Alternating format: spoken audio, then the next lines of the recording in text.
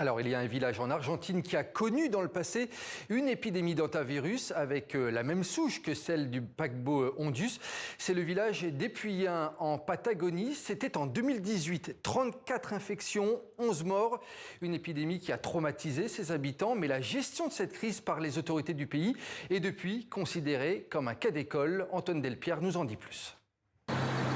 Au pied des contreforts argentins de la Cordillère, Epuyén est situé à 40 km du premier foyer connu du virus des Andes. Cette souche particulière d'hantavirus, la seule sur les 38 connus à pouvoir se transmettre entre humains. Ici, l'homme cohabite depuis toujours avec Oligorhizomys longicaudatus, ce petit rongeur réservoir principal du pathogène dont les excréments et sécrétions infectées se trouvent dans l'air ou sur les sols par ici.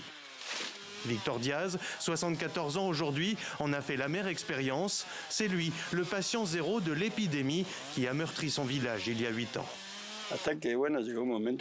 Il y a eu un moment où je n'arrivais plus à tenir debout tout seul.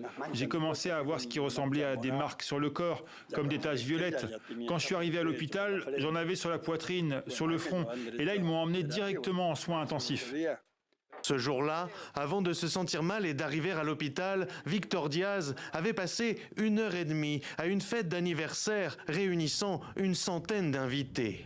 Une étude a retracé avec précision la chaîne de contamination qui s'en est suivie dans ce village. 2000 habitants environ qui ont l'habitude de partager les repas de fête comme les veillées funèbres. À l'époque, le virus et sa propagation étaient encore mal connus.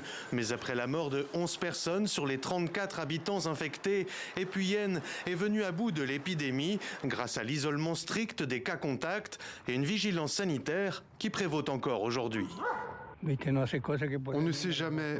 Peut-être que les rats sont passés, qu'ils ont uriné dans la poubelle ou quelque chose comme ça. C'est pour ça que je porte le masque.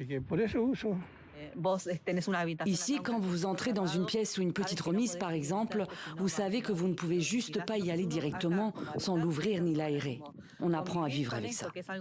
Après l'Hanta, comme on l'appelle ici, ou encore la pandémie de Covid en 2020, Epuyén résiste malgré le cumul des affres de notre siècle.